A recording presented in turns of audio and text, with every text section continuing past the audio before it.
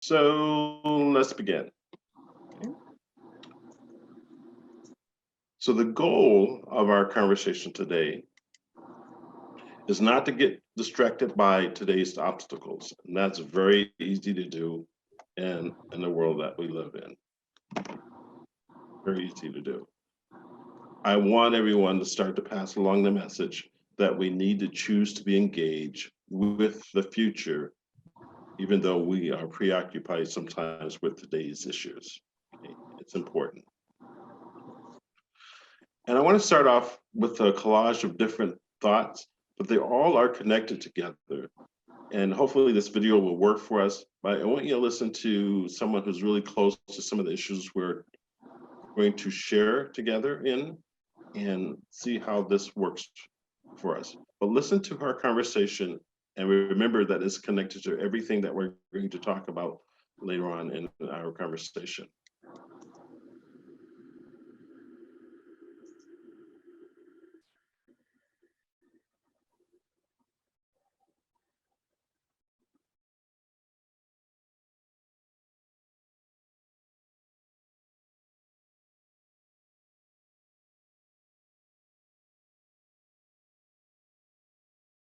Talking about land.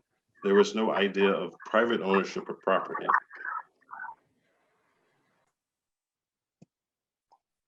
All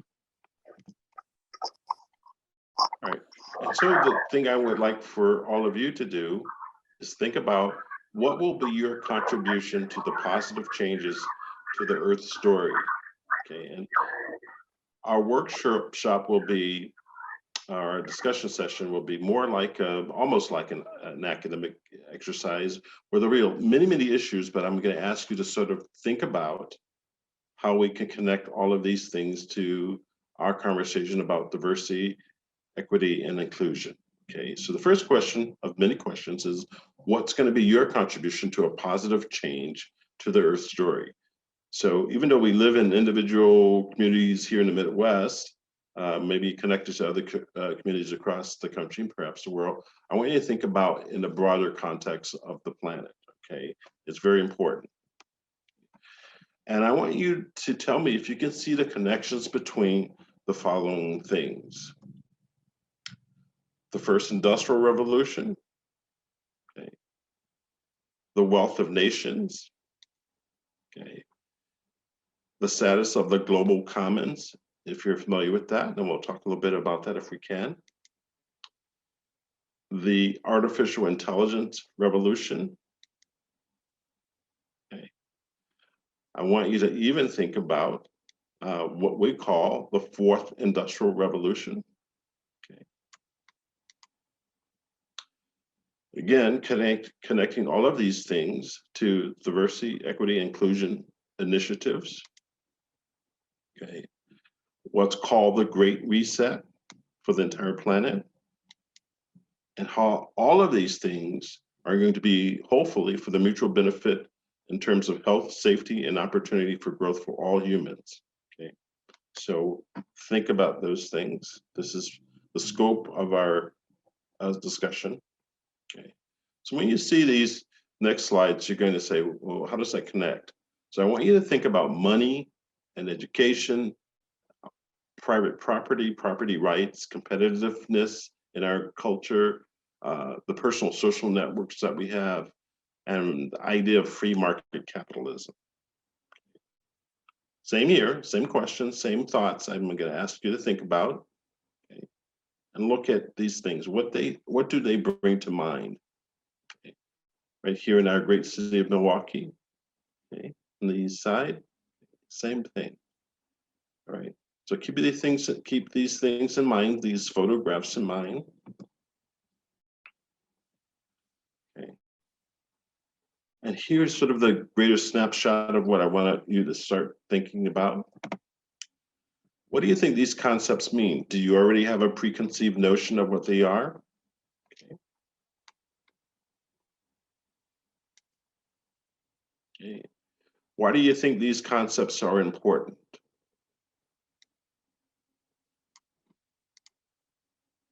And is there a connection? Is there a real connection between them? Think about that.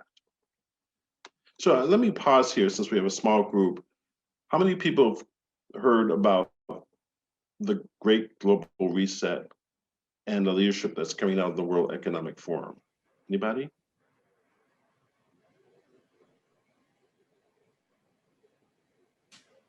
Are you familiar with that? Okay. And that's okay. Most people haven't, but it's a huge conversation that when we talk about diversity and inclusion, more people in all communities need to have that conversation along with that group. Okay. How about the global commons? Do we know what that is? A little bit? Okay. All right. And the digital future we'll talk about in AI, artificial intelligence. I think if you like a little bit of science fiction or you know someone who knows science fiction, you probably heard a little bit about what that means and what it has in store for us. Okay. But I want you to think about these concepts in the context of a few different things. Particularly, I want you to think about these concepts in the context of a micro story. And that micro story is about Earth's past and about Earth's future. Okay, it's a micro story because there's no way that we obviously cover Earth history, human history, in a short time that we have. But I want you to sort of put all of this, embed all of this in this sort of micro story that I'm going to go through with you really quickly. Okay. All right, so our past and our future. What comes to mind when you see these 5 terms? When you hear these terms spoken or you see these terms written someplace, what comes to mind when you hear or see land and labor and capital and entrepreneurship and institutions? Okay, what comes to mind? Okay, so we don't have to answer that right now, but I want you to sort of think about that as we go through here. What comes to mind when you hear these 5 things? Right. So you've probably briefly thought about it. Okay. Perhaps you thought these are essential assets for humanity. Okay. When it comes to our survival, when it comes to our sustenance and sustainability, when it comes to humanity's stability over a lifetime, whether it's individual or communities, the entire planet. Okay. And when it comes to growth and wealth, and we're not talking about particularly monetary wealth, but wealth in general. Okay.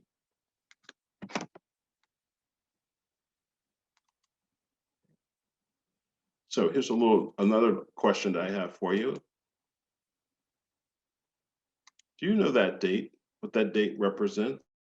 Anybody?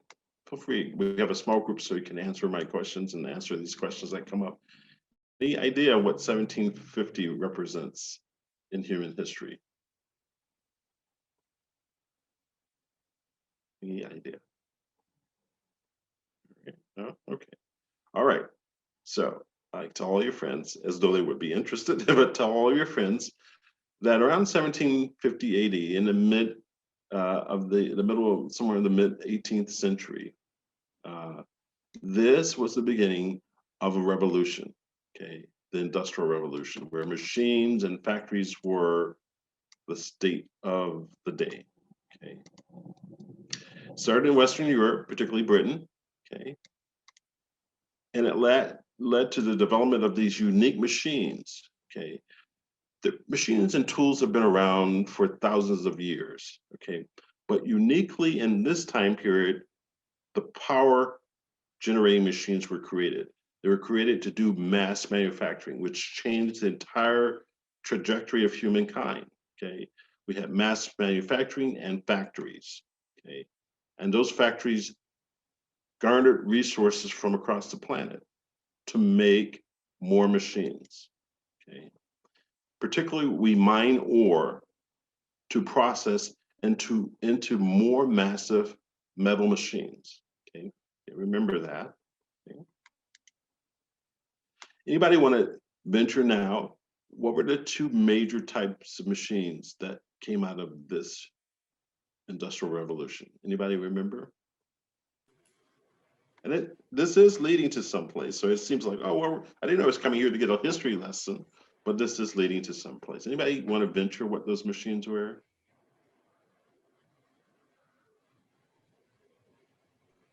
Okay. It's part of human history, very important part.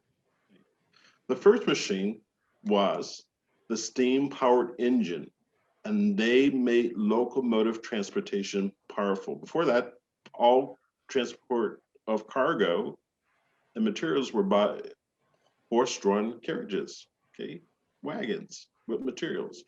But this massive machine that came out of the Industrial Revolution changed the world as we knew it. It changed how we purchased things and interacted with our environment.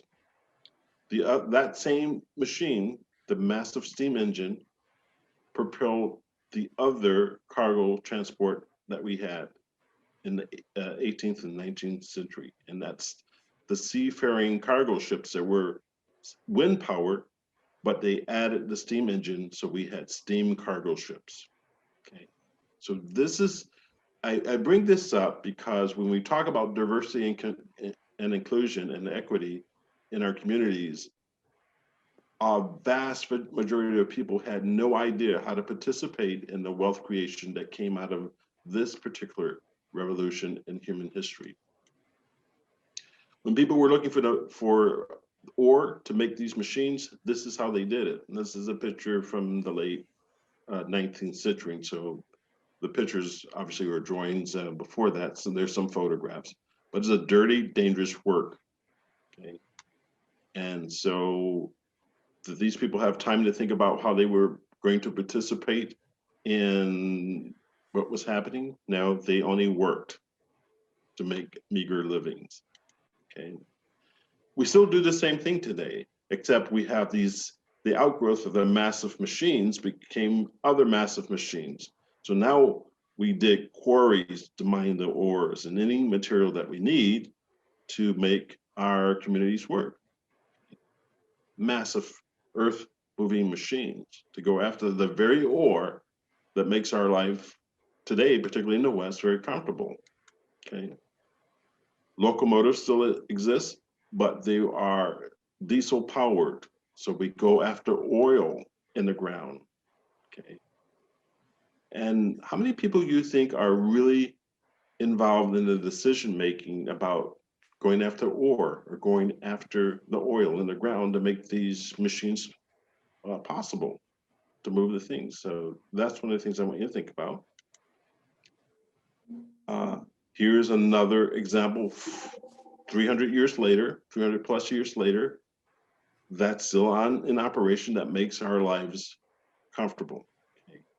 How many people are involved in decision making about massive freight moving cargo ships? Trains actually run through mountains to grab ore. And I live in the Midwest. I've lived in the Midwest most of my life, spent some time on the East Coast and then in the South. But every time I take a road trip, I always see these things, particularly for the first time, I see in the distance what looks like a huge city lit up. But when I get closer to it, it's actually a mineral processing factory. So many of you probably have seen that on the highway, particularly if you go up 94, Northern Illinois, parts of Michigan, Indiana, they process ore. But how much ownership do communities have in these facilities? Okay. We know this, big cities, right? They're not possible. They were not possible prior to 1750. They were not possible to look like this until after 1750. And we have done what we've done through science and engineering, but we needed the land to do it. Okay. We needed the land, we needed the labor, we needed a capital, and we're not talking about initially monetary capital. We're talking about equipment and tools and machines. So in the business world, when we say capital, we don't first mean finance, we mean tools, machines, equipment, and buildings, okay? And then eventually we talk about monetary systems. Entrepreneurship is basically people with the ideas who are willing to take the risk to venture on something that creates wealth. Okay, institutions are those things around us that help us create laws, create boundaries, keep things safe. Okay, right. But what's unique that most people don't talk about is what also came out of the Industrial Revolution that time was the right to private ownership of property, the private ownership, particularly first of the private ownership of land. It is a diversity, equity, and inclusion issue. The right to privately owned property, and the idea of the global commons. So I'm going to try again to run a video clip. I think it's important that we have it. Hopefully I won't lose you. If not, I'll give you a website so you can link to this, and so you can have it as part of your resource. Okay, let's see if we can get this to run today.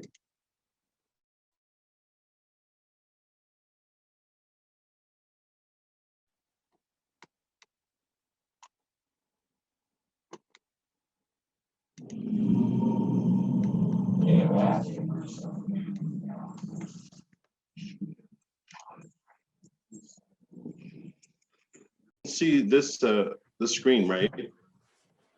Yeah. Okay, so I'm sorry.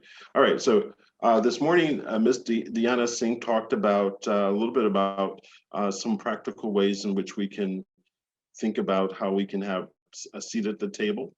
And in the global commons, one of the things that was talked about is that the world is at a tipping, particularly at possibly a serious tipping point in terms of survival of the entire human race. And most people don't think about it. It only hits the vast majority of people when things come across like a pandemic. Okay, we've been talking about climate change for about a decade and a half, but most people are not seriously thinking about it. Part of the reason is that the majority of people are never at the table to have conversations about what does this mean. Ms. Singh and Ms. Farah Qureshi, they talk about it, and Ms. Qureshi gives a good working definition I wanted to share with you today. Okay, she says in simple terms, diversity and inclusion and equity is about the mix of people, all people, and inclusion is getting that entire mix of people to work well together towards an objective or a set of objectives, towards goals, towards mission. Okay. So this is a simple definition of diversity and inclusion that I would like for us to think about. Artificial intelligence, what comes to mind? And so let me stop here because I think we have plenty of time to do that. What comes to mind when you hear and see these two words? Any ideas? Algorithms? Okay, algorithms, okay. Anything else? Alexa and Siri. Okay, all right, very good. What else? Everywhere. Everywhere, absolutely. Good, good. Okay. I just So think of it, just not necessarily done things as we want them to as human, but it's almost like it takes a life of its own kind of, it just kind of is out there. I don't know. That's right, right. So all of those things are absolutely correct. The big word that was used was algorithms. So if I were to ask you what's an algorithm, what is that?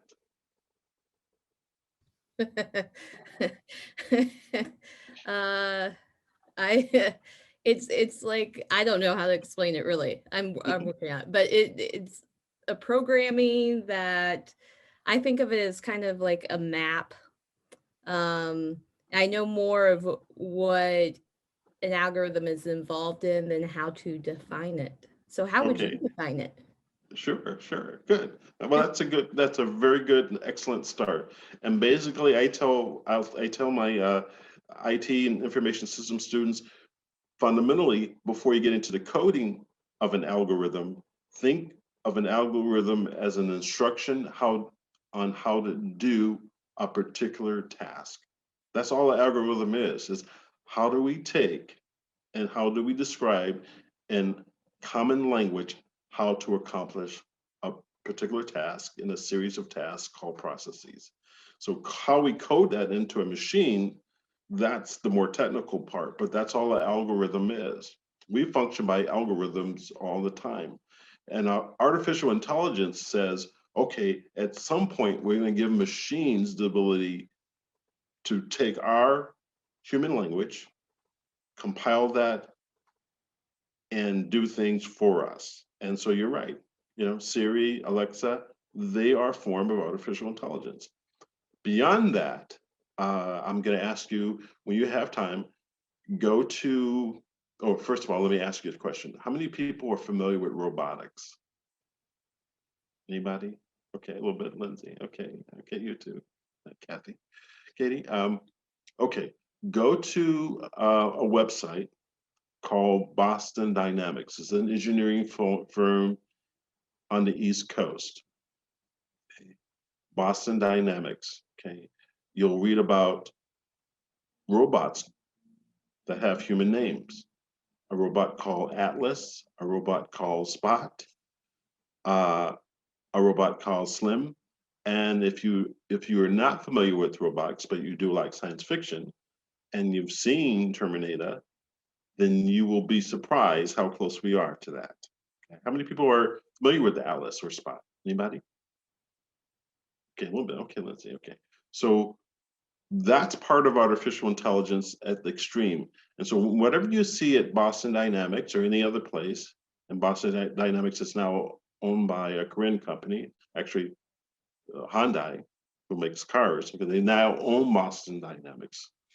Okay, the future will be there. And so the question that I want to present through my conversations as a business person, when I think about diversity and inclusion, how many people in the community are at the table that have conversations about what's happening in our current state of human affairs? Okay, how many people besides just the engineers, just the computer scientists are sitting at the table? And I would wager that everybody who's going to be affected by what happens in the fourth industrial revolution and the AI revolution, they need a conversation. They need to be part of the conversation at the table. Okay, that's my premise here. Okay, and since the videos aren't going to work, I'm just going to skip a couple, and we'll keep on with the conversation. Okay, artificial intelligence is a part, should be a part of the conversations of every community, because it will affect us, just like the first industrial revolution has changed and shaped every community on Earth. Okay. This video clip will talk about AI and I'll give you a working definition, but I'm not going to play it because I think we're having some problems with that. Get past that a little bit. Okay. Most of you are familiar with Elon Musk. Okay, is that correct? You know who he is? He's SpaceX guy, Tesla Motors. Okay, so right now they're working on driverless cars across many different automotive industries, but the first automation AI-driven machines are not going to be cars. They're going to be tractor trailer trucks hauling cargo. Okay, and I'm not going to spend a lot of time discussing that, but I will tell you there's about a 50,000 driver shortage of over-the-road carriers. Okay, the only solution to keep commerce moving the way it is, besides trains, but trains can't go every place. Okay, they can't go to the depots. They only go to the depots, but they cannot go to your local Walmarts and stores. Okay, you need freight carrying trucks. And so right now we're far ahead with the trucks, much further ahead with trucks than we are with cars. But how many people are at the table to include, to say, how can I be part of this AI industrial change? Okay, most people who drive trucks are part of our wonderful working class part of our society. but they could be easily excluded through AI unless we inform them there are opportunities in this new technology for you to participate and have a say in its direction, okay? So AI is here. It is not going away. It is increasing very rapidly. As a tech guy, as a computer science guy, I can tell you all the news that you hear from whatever source, except for if you're in an engineering school, most of that news is about 3 years old. So we are always at the cutting edge of a frontier before we ever inform the public of what's going on. So when you see AI today, AI development is about 3 years before you know what's going to happen. That's a, and it's not an industry secret, it's an industry reality, but you'll never hear that unless you talk to people who are actually working on those systems, okay? And AI systems are not, can be neutral, but the people participating in this development can perpetuate some of the bad things that happen in our social construct, okay? So we need to have more people at the table, okay? That's why I introduced this idea of thinking about the global commons, thinking about the global reset, which I'll share a little bit with you. How many people have heard of the Great Reset? Anybody? No, okay.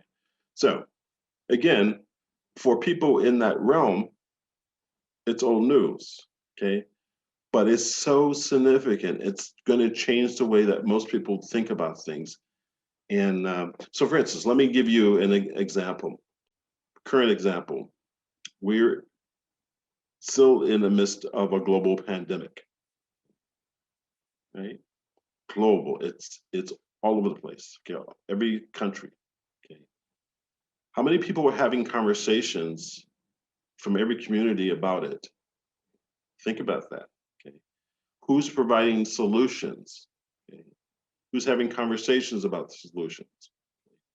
There are many, many think tanks across the country and across the world that participate in this before these things happen.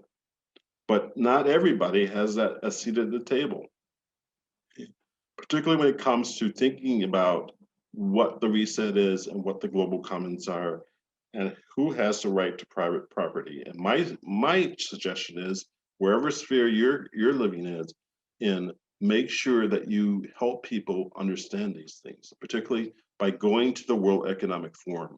This is partially a forum where billionaires and multimillionaires live, okay? They are part of the coming global reset. So the people on stage here, Robert Smith, computer scientist, is a billionaire, okay? Rometty is also, everyone up here, Rometty, Ito, and Gutman, and Nadella are all tech, mostly tech entrepreneurs and millionaires or billionaires, okay? They are setting the stage, and I don't think they purposely are ignoring the vast majority of people, but they need to be challenged to invite more of humanity to participate in the coming global reset, okay? The conversations about the global commons, the conversations about the fourth industrial revolution, the conversations about the AI revolution, okay? Let me stop here. We got a few more minutes. Any questions before I end up? Any questions about any of this?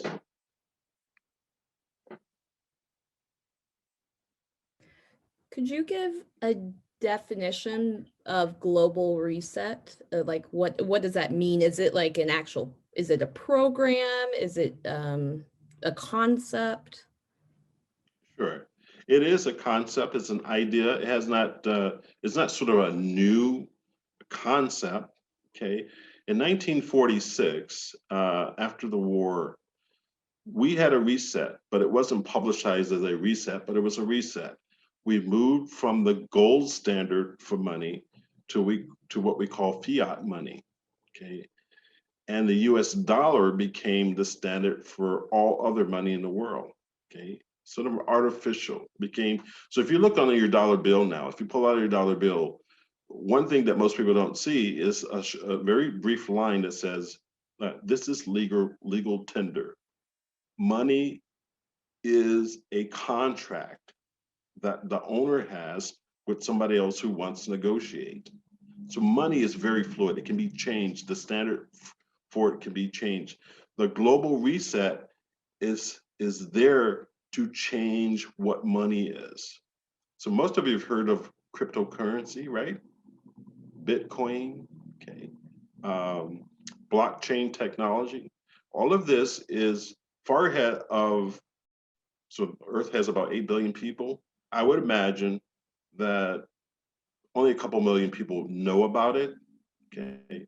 But it will change the life of all 8 billion people. So that's why I would ask you, when you think about the global reset, it's about a huge, massive change. An example, Lindsay, with the pandemic, AI is part of that global reset. And one of the things you'll be hearing in the news a lot more is the Common Pass. Okay, that is on your smartphone, which almost everybody has now. If you've been vaccinated and you want to go to a public event that requires acceptance of a vaccination, that's going to be required. Right now, it's been touted by particularly politicians, we don't want that. We don't want employers to mandate it.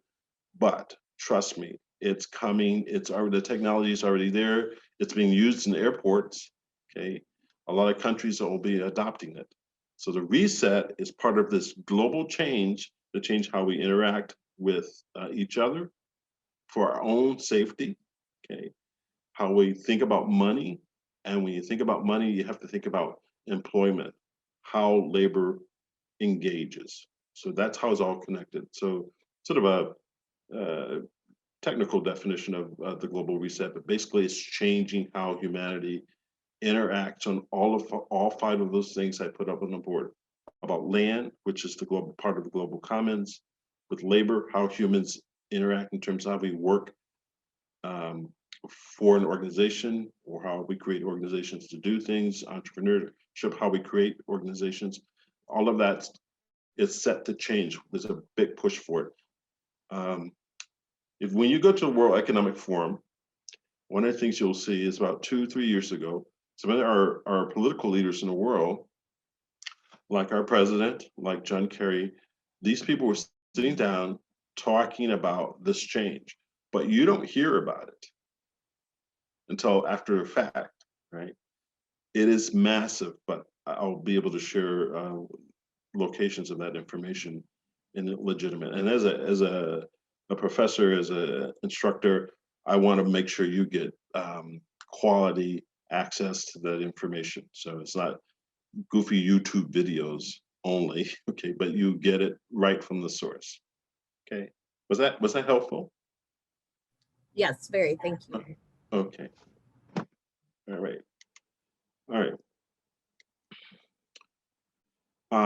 I did have a video clip, but we can't see it. But this presentation, Kathleen, can I make this available for our participants?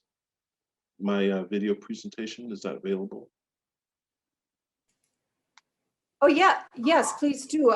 We'll just have to, do you mean, in what way? Do you mean? Yeah, I just want to make sure that they have access. Yeah, I would like to be able to. To the recording or to the? To the actual presentation. I mean, we could send it to everybody afterwards. Is that what you mean? Yes. I think I think we have everybody's email. I'm just not sure. Katie? Katie, are you an Alverno employee now? I'm not sure if. No, I work at Milwaukee School of Engineering. So. Okay, would you be able to drop your, Yeah. would you be able to give the email maybe in the chat box? Sure. Okay. Because then we would have everybody's email, so then you would be able to do that. Would that work, Quentin?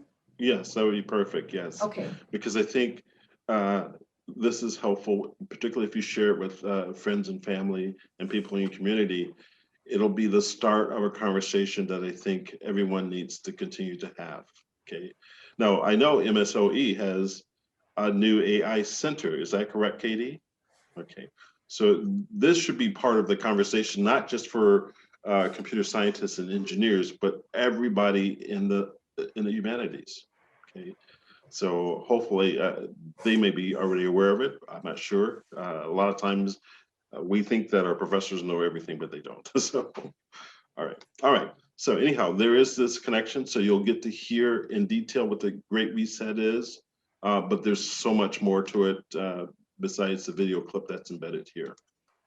Okay, and so that's why I want you to think about what's ahead, what's occurring already, and whether or not diversity and inclusion issues and initiatives are really a part of this, okay, or if it's an afterthought.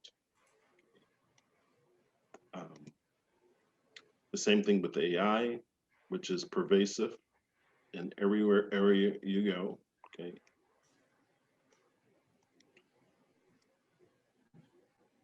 Sort of wanted to end here. There are two professors that I think you will beginning to hear a lot more about. Dr. Ayanna Howard, who's the Dean of the School of Engineering at Ohio State University. She's a roboticist, and so you can start looking up what she's doing in this space. And Professor and Dr. Sarita Amruti at the University of Washington. Dr. Howard has her PhD from the University of Southern California, and Mr. Amruti has her PhD from the University of Chicago. Dr. Amruti has released a book about 2 or 3 years ago, talking about encoding race and encoding class, how that really fits, how that is actually part of what we do. I don't think it's very conscious when we do it, but it is part of what happens. Okay, so two ladies that I'd like for you to pay attention to. Okay, and in the videos, you'll hear some of these phrases, and I want you to sort of think about them. We need an end to the profit at all costs mentality. We need to rethink capitalism. We need to build a better world. What does that better world look like? Okay, a better world that works for everyone, not just those who have the privilege of owning land. Okay, can you see the connections between the first industrial revolution, the wealth of nations, the status of the global commons, okay, which is really about Earth systems, all of Earth systems, the artificial intelligence revolution. Some of these are the things we looked at the beginning. The coming or the engagement of the fourth industrial revolution, which will totally change how we do things. Our diversity, equity, and inclusion initiatives, the Great Reset, and then, like I said before, can we have a world where there's a guarantee of mutual health, safety, and opportunity for growth for everybody? Okay. I'll include all of this is in my slides, so there are links, there are references to books. Okay, so we need to think about whether or not there will be progress and inclusion, or if there will be progress and exclusion. Okay. So that's what I wanted to share with the group. Just the idea that we can be part of something and not wait until the after effects of what other people decide. Okay. All right. Any parting questions that you might have?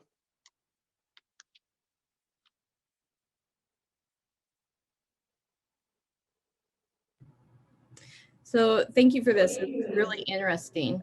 I teach an emerging technologies class for undergraduates, Okay. and one of the learning objectives in there, the main one, is that they learn how to analyze the benefits and consequences of emerging technologies, knowing that like every time we have a new technology, it's going to exclude someone while including others. And so one of the last things they do, for example, is watch Coded Bias and talk about that.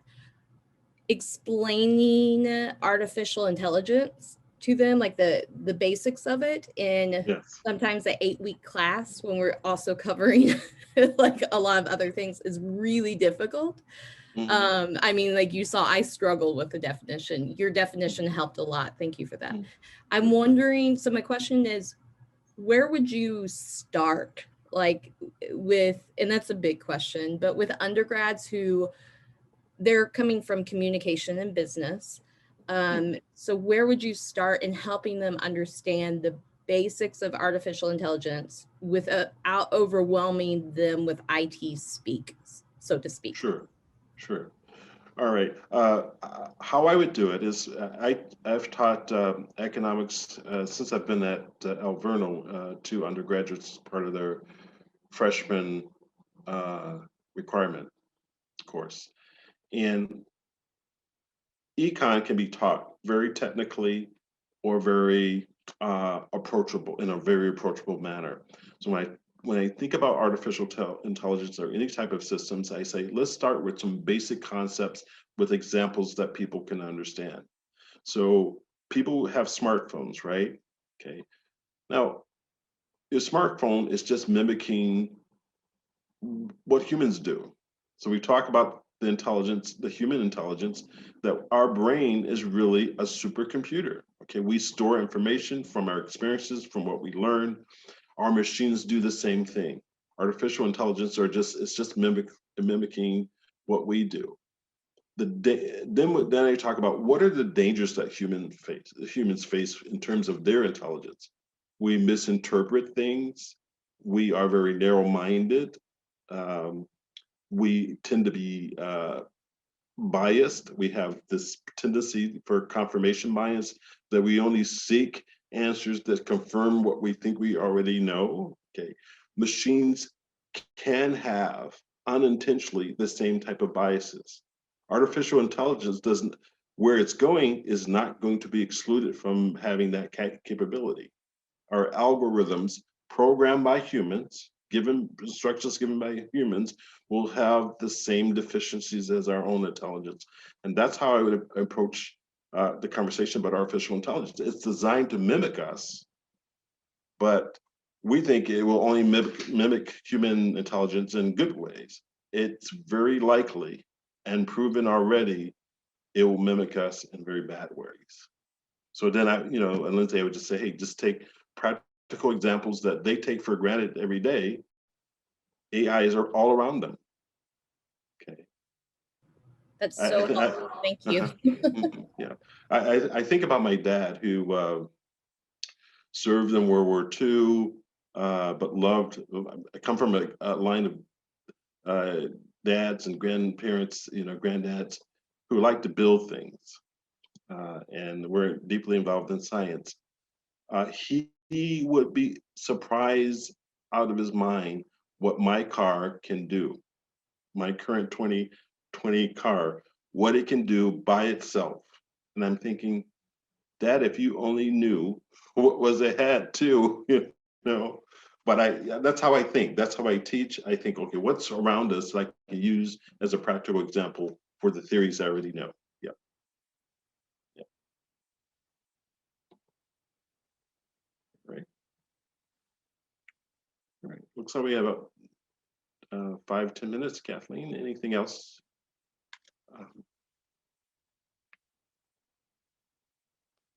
Okay. I just wanted to tell everybody before you leave the meeting, if you would fill out the evaluation form that I just put in the chat box. So, after Quentin's done, that you can take a couple minutes to do that. Okay. Yeah, this is, I think this is it for me. I just wanted to just sort of spark the interest and the attention of people about these things that are going on all around us, that when we talk about inclusiveness and equity in our communities, in our country, it's bigger than that. It's always about the world, and we need to engage at the ground level with this. Even though we think we may not be qualified, we still need to have a voice. And that if you can start to share that with your friends and family, that's the beginning of a more inclusive planet.